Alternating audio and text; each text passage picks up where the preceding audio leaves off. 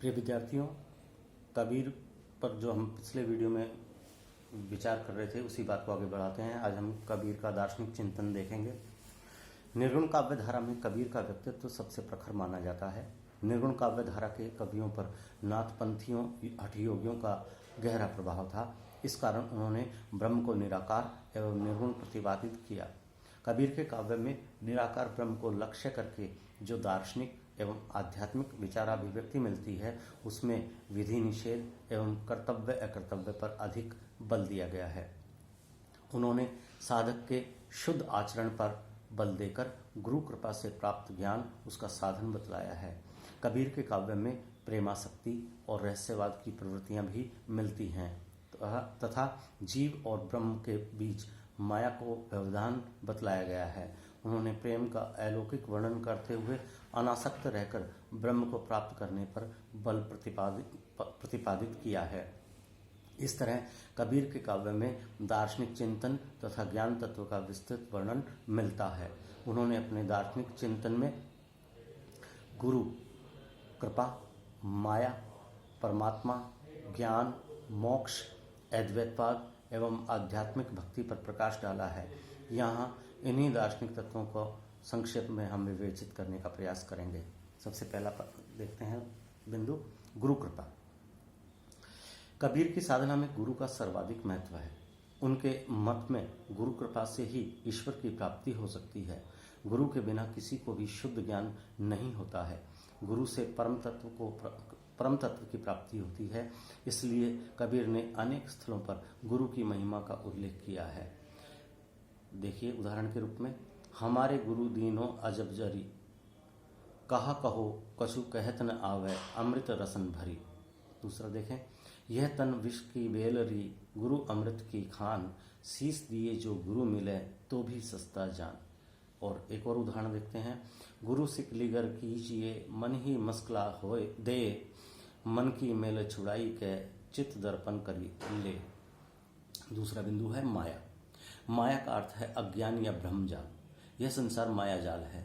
इस धरती के सारे सुख एवं सभी वस्तुएं नश्वर हैं। इनसे लोभ, मोह, आसक्ति रखने से जीवात्मा अज्ञान के बंधन में बंधता है। इस अज्ञान के कारण व्यक्ति अपने ही भीतर विद्यमान परमात्मा का साक्षात्कार नहीं कर पाता है। माया जीवात्मा का बंधन है और वह जीवात्मा को सांसारिक सुख भोग एवं वासना में आसक्त कर उसका अहित करती है। इसीलिए कबीर ने माया को ठगनी या डाकनी, डायन कहा है।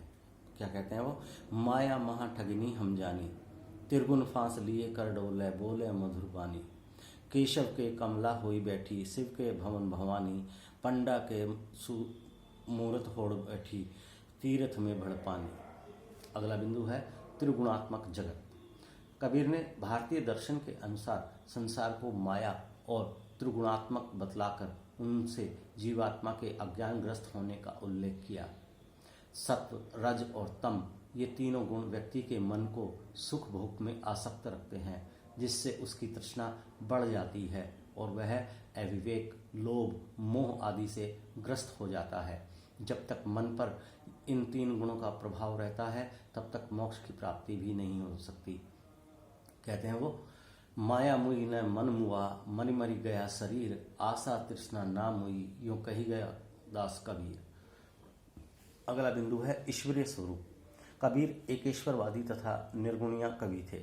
इसलिए उन्होंने निर्गुण, निराकार, अव्यक्त और आरूप ईश्वर की उपासना पर बल दिया है। उनके अनुसार ईश्वर का केवल अनुभव किया जा सकता है, उसका वर्णन संभव नहीं है। देखिए उदाहरण के रूप में क्या कहते हैं वो, पार ब्रह्म के तेज का कैसा है अनुमान, कहने को शोभा नहीं, देखा ही परवान। परमात्मा अव्यक्त होते हुए भी घट घटवासी है, परंतु जीवात्मा अज्ञान तथा माया के कारण अपने भीतर व्याप्त उस परमात्मा को नहीं पहचान पाता है। इसी कारण कबीर ने ईश्वरीय तत्व को अनूप कहा है। कोई बिरला साधक ही इसे प्राप्त कर सकता है। देखिए उदाहरण, जाके मुँह माथा नहीं, ना ही रूप कुरूप, पुहपवास्त पातरा, ऐसा तत्व अनूप। अगला बिंदु है अद्वैतवाद का समर्थन। कबीर का दर्शन चिंतन अद्वैतवादी वेदांत से प्रभावित है। वे एकेश्वरवाद के अनुसार ब्रह्म और अल्लाह में, राम और रहीम में, केशव और शिव में कोई अंतर नहीं मानते हैं। वे जीवात्मा और परमात्मा में भी अभेद बतलाते हैं। उनके अनुसार केवल माया के कारण ही जीवात्मा स्वयं को उस परमात्मा से अलग समझने लगती है। उदाहरण देखिए, पानी ही तय हिम भया, हिम है वह गया बिलाई, जो कुछ था सोई भवा, अब कछु कहा न जाई। अगला बिंदु देखें, ज्ञान साधना।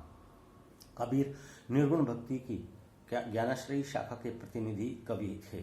उन्होंने स्पष्ट बतलाया कि आत्मा परमात्मा में तत्वतः कोई भेद नहीं है। यह संसार मिथ्या और नश्वर है। जब व्यक्ति ज्ञान की साधना करता है तो उसका ज्ञान दूर हो जाता है, माया का बंधन टूट जाता है, अहम भाव नष्ट हो जाता है और परमात्मा की ज्योति के दर्शन सहजता से हो जाते हैं। उदाहरण देखिए, जब मैं था तब हरि नहीं, अब हरि है मैं नाही, सब अंधियारा मिट गया, जब दीपक देखा माही। कबीर के अनुसार इस तरह का ज्ञान प्राप्त होना ही मुक्ति है। उन्होंने ज्ञान साधना के मार्ग को कठिन, अगम एवं रपटीला बतलाया है। जब जीवात्मा द्वैत भाव समाप्त करके श्रद्धापूर्वक गुरु की कृपा से आगे बढ़े तभी उसे ज्ञान प्राप्त हो सकता है। इस तरह की दार्शनिक विचारधारा प्रकट करते हुए कबीर ने ज्ञान से हृदय के आलोकित होने को सच्ची समाधि बतलाया है और उसी ज्ञान लोक की साधना को जीवन का चरम लक्ष्य कहा है। उदाहरण देखिए, ज्ञान दीप प्रकाश करी, भीतर भवन जराए, तहाँ सुमरी सतनाम को सहज समाधि लगाए। अगला बिंदु है मोक्ष। कबीर के काव्य में माया, ईश्वर, अद्वैत आदि के साथ साथ मोक्ष के संबंध में भी विशद विचार व्यक्त किए गए हैं। कबीर ने मोक्ष की आनंदावस्था का कहीं कहीं अलंकारिक और कहीं कहीं सांकेतिक चित्रण किया है। जैसे रस गगन गुफा में अझर झरे, अंजपा सुमरिन जाप करे। कबीर ने भारतीय दर्शन के अनुसार स्पष्ट कहा है कि जब जीवात्मा को मुक्ति या मोक्ष मिलता है तो वह फिर कभी संसार में नहीं आता तथा परम तत्व में ही आनंद मग्न रहता है। देखिए उदाहरण, मान सरोवर सुभग जल, हंसा केली कराही, मुक्ता फल मुक्ता चुगै, जब उड़ी अनंत न जाही। अगला बिंदु है योग साधना। कबीर पर हठ योग और नाथपंथ की विचारधारा का आंशिक प्रभाव था। इस कारण उन्होंने अपने काव्य में ब्रह्मरंध्र, सहस्रार, कमल, कुंडलिनी, सुषुम्ना नाड़ी आदि का सांकेतिक प्रतीकों के द्वारा परिचय दिया है और योग साधना के अनुसार इन्हें जागृत करने की अनेक क्लिष्ट क्रियाओं पर प्रकाश भी डाला है। देखिए उदाहरण, इंगला पिंगला ताना भरनी, सुसमन तार से बीनी चदरिया, 8 कमल दल चरखा डोले, 5 तत्व गुनी तीनी चदरिया। अगला बिंदु है रहस्य भावना। कबीर के काव्य में अमूर्त और निगूढ़ दार्शनिक तत्व और आध्यात्मिक अनुभूतियों का आधिक्य है। जब उन्होंने स्वयं को ईश्वर की प्रियतमा बतलाकर आत्मा परमात्मा के विरह और प्रेम की पीर का चित्रण किया है तो तब उनका रहस्यवाद भावात्मक बन गया है।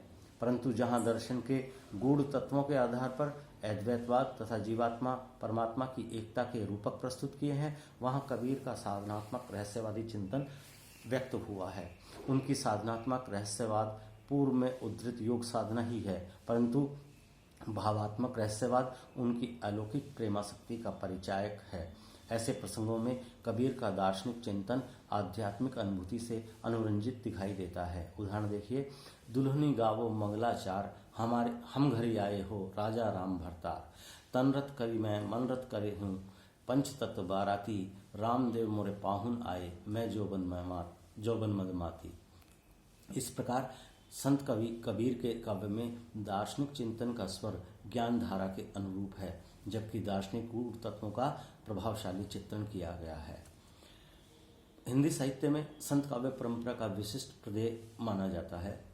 इस परंपरा के कवियों ने ज्ञान चेतना का प्रसार करते हुए सामाजिक रूढ़ियों एवं अंधविश्वासों पर सशक्त प्रहार किए हैं, जनता को शुद्ध आचरण के लिए प्रेरित किया है। संत कवियों में महात्मा कबीर अग्रणी थे। उन्होंने अपनी अटपटी वाणी में समाज सुधार के संबंध में अनेक उपदेश निर्देश में विचार प्रकट किए। कबीर सार तत्व को ग्रहण करने वाले थे और बुराइयों को दूर कर समाजोन्नयन के प्रचारक थे। इस विशेषता के कारण उन्हें कवि बाद में समाज सुधारक पहले माना जाता है। कबीर पर भारतीय दर्शन का गहरा प्रभाव था। इस कारण उन्होंने एकेश्वरवाद, मोक्ष, माया, ईश्वरीय अव्यक्त तत्व आदि के संबंध में अपने विचार प्रकट किए। साथ ही भावनात्मक साधनात्मक रहस्यवाद को अपनाकर उन्होंने ईश्वरीय भक्ति की ज्ञान धारा का प्रतिपादन किया और स्वतंत्र रूप से अपनी निर्गुणीय कबीर पंथ का प्रवर्तन किया।